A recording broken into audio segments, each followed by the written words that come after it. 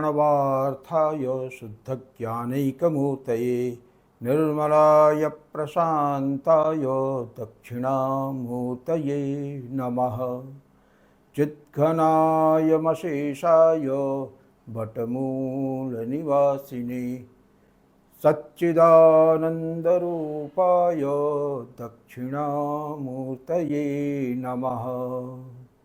ईश्वरो गुरुरात्मेति मूर्तिभेदविभागिने व्योमवद्व्याप्तदेहाय दक्षिणामूर्तये नमः। विघ्नेश्वराय वरदाय सुरप्रियाय लंबोदराय सकलाय जगद्धिताय नागार्जुनाय स्तुतियज्ञविभूषिताय गौरीसुताय गणनाथ नमो नमस्ते। विघ्नार्तिनाशनपराय गणेश्वराय सर्वेश्वराय सुखदाय सुरप्रियाय विद्याददाय विकटाय च वामनाय भक्तप्रसन्नवरदाय नमो नमस्ते। ओम नमः श्री गुरुवे शिवाय। ओम नमः श्री परदेवताय। So friends, Vande Mataram. अभी हम आप लोगों के सामने जो आए हैं, तो हमारे सामने क्या हुआ कि एक हमारे श्रोता ने ये कहा कि आप ये जो प्रार्थना के श्लोक कहते हैं, अगर इनको न कहें और सीधे विषय पे आ जाए तो उतना समय बचेगा। जो 1 मिनट 1.5 मिनट का समय इसमें प्रार्थना में जाता है, तो इसको इस तरह से न करके सीधे विषय पे आ जाए, नमस्ते, और सीधे विषय पे आ जाए। तो सुझाव तो बहुत अच्छा था, लेकिन इसमें मैं ये चूँकि प्रश्न जैसे एक आदमी ने तो कह दिया, हो सकता है कि बहुत लोगों के मन में ये प्रश्न हो, तो मैं थोड़ा सा इस पे चर्चा कर लेना चाहता हूँ। देखिए, इस क्रम में क्या है कि ये जो प्रार्थना मैं करता हूँ, ये आदि गुरु श्री दक्षिणामूर्ति की प्रार्थना है। और ये जो भगवान दक्षिणामूर्ति हैं, ये कौन है? ये भगवान शिव का ही गुरु रूप है। तो बताया ना कि भगवान के 2 डेजिग्नेशंस हैं। एक में तो जिसके तहत वो पंचकृत्य का संपादन करते हैं, सृष्टि स्थिति संहार निग्रह अनुग्रह, ये पंचकृत्य हैं, इसका संपादन करते हैं। और दूसरा ये है कि इस सृष्ट पदार्थ की सृष्टि की सीमा से परे जीव को स्वरूप में स्थित करने का, जीव को शिव बनाने का कार्य करते हैं। और ये जो जीव को शिव बनाने का कार्य है ना, ये जो दूसरा डेजिग्नेशन है दक्षिणामूर्ति का, through this second designation Dakshinamurthy गुरु रूप में वो परमात्मा अवतरित होता है और माया में भ्रमित हो रहे जीव को उसके सारे माया के बंधनों से अतीत निज स्वरूप में स्थित करता है। तो हमारे सारे अध्यात्म का प्रयोजन तो यही ना है। जितना भी हम आध्यात्मिक चर्चा करते हैं, उसका प्रयोजन ये है कि भगवान के रूप में शिव को जीव तो बना दिया गया और हम इस संसार में आ गए। अब जीव का पुरुषार्थ क्या है? जीव का पुरुषार्थ ये है कि वो इस त्रिगुणमय संसार से ऊपर उठकर स्वयं को शिवत्व में स्थापित करे। और इसमें मददगार कौन होगा? जो भगवान शिव का गुरु रूप है, यानी दक्षिणामूर्ति का। तो उन भगवान दक्षिणामूर्ति को स्मरण करने में अगर जो समय जाता है, उसको हम ये मानेंगे कि ये समय व्यर्थ गया, तो फिर तो हम आगे की यात्रा बिल्कुल नहीं कर पाएंगे भाई। पहली चीज जिस बात को समझना है कि जीव और शिव में भेद क्या है? चिति और चित्त। चित्त जो है वो इंडिविजुअल सत्ता है, चिति जो है वो कॉस्मिक रियलिटी है। तो चिति को चित्त में परिणत करने के लिए क्या होता है? उसकी पूर्व जन्म की संचित वासनाएं ही जब उसको घेर लेती हैं तो वो चित्त बन जाता है। और चित्त का संकोच हो गया, यही अणुता आ गई। एटॉमिक स्ट्रक्चर यहीं से शुरू हुआ। इसके पहले वो विभु था, जब तक चित्त था तब तक वो विभु था। जब चित्त बना तो अणु बन गया। अब जीव की सारी समस्या बस यही है कि इस अणुता को फोड़ के, इस ककून को तोड़ के कैसे फिर शिव स्वरूप में स्थित हो, है ना। चित्त और चित्त, इन दो बातों को ध्यान में रखना बहुत आवश्यक है। एक क्या है, एक टोटल माइंड है। चित्त का मतलब क्या हुआ, चित्त का मतलब टोटल माइंड हो गया। पराचिति कह लीजिए, बल्कि उसको पराचिति कह लीजिए। पराचिति का मतलब टोटल माइंड हो गया। एक माया शक्ति है। माया शक्ति भी जो है वो समष्ट्यात्मिका शक्ति है, वो व्यष्टि की शक्ति नहीं। व्यष्टि में तो वो अविद्या के रूप में काम करती है। तो यहाँ पे वो जो टोटल माइंड था वो ग्लोबल माइंड के रूप में काम करता है।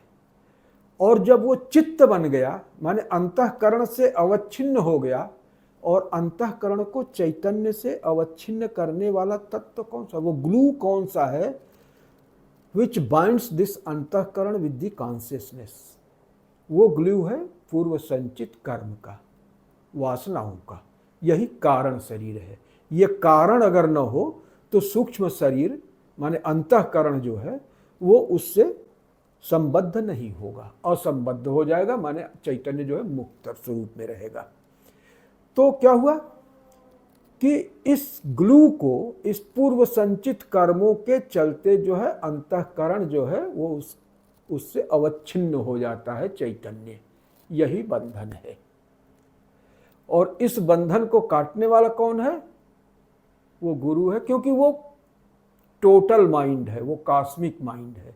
ये हमारा जो लोकल माइंड है, जो इस हाड़ मास के शरीर में घिरा होने के कारण लोकलाइज हो गया है, और इसकी क्षमता जो है सीमित हो गई है, इसका ज्ञातृत्व, इसका कर्तृत्व सीमित हो रहा है इन स्थूल देह और इंद्रियों के आवरण में फंसे होने के कारण। तो ये जो है लोकलाइज्ड हो गया, ये लोकल माइंड हो गया। जब इस सारे प्रकृति के उत्पादों को हम प्रकृति में क्या करते हैं, प्रविलापित कर देते हैं, तब ये ग्लोबल माइंड हो जाता है। क्योंकि प्रकृति जो है वो कॉस्मिक फोर्स है, तो ये ग्लोबल माइंड हो जाता है। लेकिन जब प्रकृति से भी पार चले जाते हैं तब वो क्या होता है, तब वो टोटल माइंड होता है। तो जो टोटल माइंड है वही जो है परब्रह्म है, शिव है। और उस शिव के इस उदार स्वरूप गुरु रूप को अगर इसका ध्यान हम नहीं करेंगे तो हम कैसे ये सोच सकते हैं कि ये जो लोकल माइंड है ये कभी जो है टोटल माइंड हो सकता है। ये हो ही नहीं सकता। टोटल माइंड के प्रति टोटल सरेंडर पहले करना पड़ेगा। और जो ही हम टोटल सरेंडर करेंगे, हमारा जो लोकल वाला ककून है वो टूट जाएगा। और ये जब लोकल वाला ककून टूटेगा तो ये हमारे अंदर का जो जीव है वो शिव बन जाएगा। तो ऐसे स्मरण को, ऐसी प्रार्थना को जो उस टोटल माइंड को अपने अंदर इम्बाइब करने के लिए हो रही है, कि वो total mind, let the total mind imbibe into अस, असतो मा सद्गमय। किससे कहते हैं, असत की तरफ नहीं सत की तरफ ले जाओ, है? तमसो मा ज्योतिर्गमय, तम की तरफ नहीं ज्योति की तरफ ले जाओ। तो ज्योतिषाम अपि तज्ज्योति तमसः परमुच्यते। तो ज्योति का भी जो ज्योति है, विच इग्नाइट्स ऑल दी लैंप्स, ये एक लैंप ही तो है, इसके अंदर एक चैतन्य है, सो रहा है, उसकी कृपा होती है, इग्नाइट हो जाता है। जैसे एक दीपक से दूसरा दीपक जलता है, इग्नाइट होने की कैपेसिटी है इसमें, लेकिन इग्नाइटेड नहीं है। ये इग्नाइट कब होगा, जब उसकी कृपा मिलेगी, उसका स्पार्क जब इसमें आएगा तो ये इग्नाइट हो जाएगा। फिर ये जीव जो है वो शिव में कल्मिनेट हो जाएगा, उसमें तुरंत इसका ये ट्रांसम्यूट हो जाएगा उसमें। तो इसलिए जो है आप सारे लोगों से मेरा ये निवेदन है कि जो प्रार्थना में भगवान दक्षिणामूर्ति की प्रार्थना के रूप में 3 छोटे छोटे श्लोक कहे जाते हैं, उनको न केवल समय की दृष्टि से आप सोचें कि ये समय बचेगा, बल्कि उस पर चिंतन करें, उनके साथ एकाकार हों, उन दक्षिणामूर्ति भगवान शिव को अपने अंदर इम्बाइब करें। वो टोटल कॉन्शसनेस है। उनको जब आप अपने अंदर इम्बाइब कर लेंगे तो आप भी टोटल कॉन्शसनेस हो जाएंगे।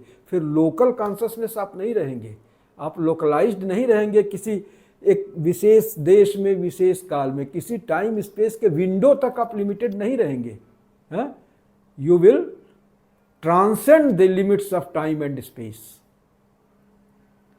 तो ये इतना बड़ा सूत्र है, और इसको जो है इस तरह से कतई न लिया जाए कि गुरु की वंदना को जो है वो समय की बर्बादी माना जाए, बल्कि उसको पूरे पूरे मनोयोग से किया जाए, उनको अपने अंदर अवतरित करने की भावना से किया जाए। इस भावना से करिए कि वो दिव्य मूर्ति दक्षिणामूर्ति जो है वो आपके अंदर अवतरित हो जाए, और उनका अवतरण ही जो है ज्ञान की प्राप्ति है, अध्यात्म का सर्वस्व है। अभी तो गुरु पर्व आ रहा है, अभी जो है देवशयनी एकादशी गई है, और इसमें देव शयन करते हैं। शयन करने का मतलब क्या, अपने दूसरे डेजिग्नेशन में अब वो काम करने के लिए आ जाते हैं। जो अभी तक सृष्टि स्थिति संहार निग्रह अनुग्रह का कार्य करते थे, अब वो गुरु के रूप में जीव को शिव बनाने के लिए आ गए। अब उनका वो जो 5 फोल्ड फंक्शन था वो अब यहाँ पे सस्पेंडेड रहेगा। अब उनका ये एक डिफरेंट फंक्शन शुरू होगा, जहां पर कि वो जीव को शिव में उपनीत करते। तो ऐसे शिव की, उनके दक्षिणामूर्ति गुरु रूप की प्रार्थना ये पूरे समर्पण के साथ करिए, इस व्याकुलता के साथ करिए कि वो दक्षिणामूर्ति आपकी प्रार्थना को सुने, प्रसन्न हो, और अपने अंदर स्पार्क ऑफ कॉस्मिक कॉन्शसनेस आपके अंदर वो इग्नाइट कर दें, ताकि आपकी जो अणुता है वो समाप्त हो जाए, आपका जीवत्व समाप्त हो जाए, आपके अंदर शिवत्व की प्रतिष्ठा हो सके। तो मैं समझता हूँ कि अभी इस संदर्भ में इतना ही कहना था।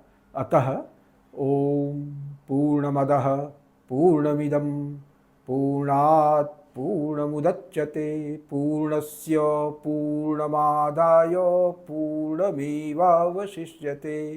ओम शांति शांति शांति। हरि ओम।